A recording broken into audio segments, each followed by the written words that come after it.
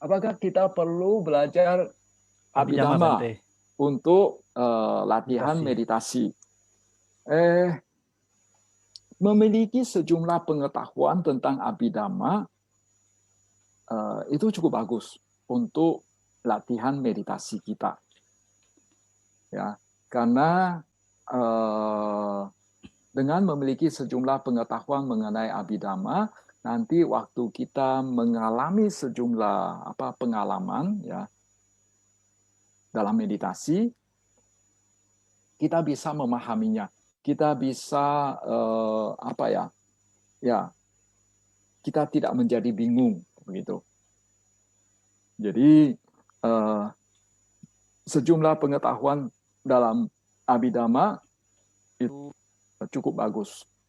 Tapi apakah perlu mengetahui Abhidhamma secara mendalam? Ya, tidak semua orang mampu mencerna Abhidhamma. Oleh karena itu, ya, kalau misalnya merasa cukup mengetahui Abhidhamma ala kadarnya, ya, oke-oke saja. Tapi kalau misalnya mau secara mendalam, ya, boleh-boleh juga, ya, kalau mampu, ya.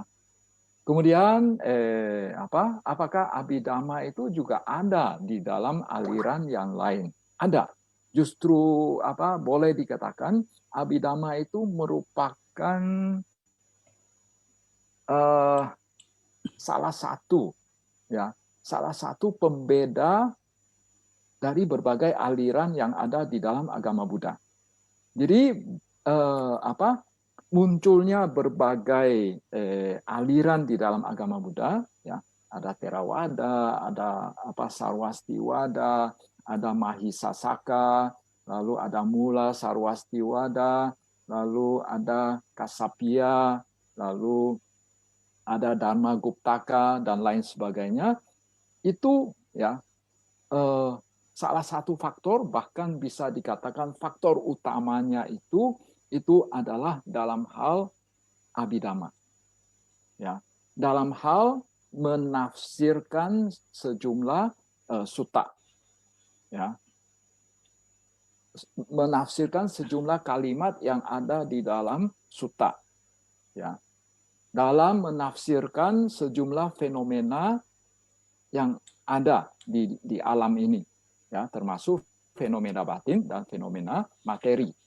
Jadi itu merupakan salah satu pembeda. Saya mengatakan salah satu pembeda karena masih ada lagi yang lain, pembeda yang lainnya. Misalnya berbagai aliran itu Vinaya Pitakanya, terutama Patimokkanya, itu juga seringkali berbeda. Ya, seringkali berbeda. Tapi untuk peraturan yang penting punya itu umumnya sama. Misalnya, ya, peraturan Vinaya itu ada Parajika, lalu Sanggadisesa, Nisagya, Pacitya, lalu Pacitya. Lalu ada yang namanya Sekhiya. Nah, yang umumnya sama itu adalah bagian Parajika, Sanggadisesa, Nisagya, Pacitya, Pacitya. Sedangkan yang berbeda itu umumnya hanya dalam hal Sekhiya. Sekhiya itu merupakan peraturan yang lebih, kita nggak bisa mengatakan itu peraturan sepele, ya, tapi peraturan yang pelanggarannya itu di mana konsekuensinya itu lebih ringan, ya, dibandingkan sama Parajika.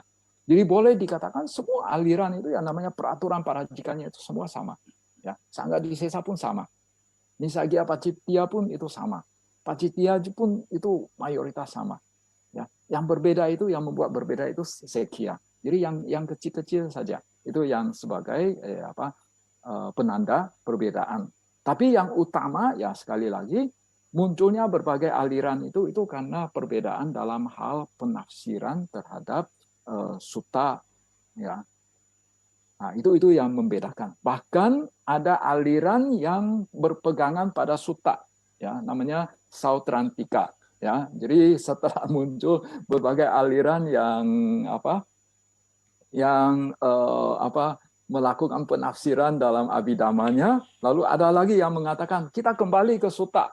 Nah, kembali ke sutta itu yang namanya aliran Sautrantika. Zaman dulu itu sudah ada.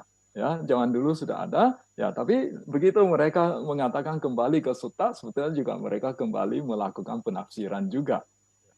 Jadi memang apa yang namanya penafsiran itu tak terhindarkan, karena kadang-kadang ya ada sejumlah istilah, ada sejumlah pernyataan di dalam Sutta Pitaka itu memang membutuhkan penafsiran, ya, apalagi yang namanya penerjemahan. Sebetulnya yang namanya penerjemahan itu adalah suatu penafsiran sebetulnya. Ini barusan tadi saya ada baca satu versi Satipatthana Sutta. Waduh, itu penafsirannya itu sangat bebas, ya, sangat bebas, ya.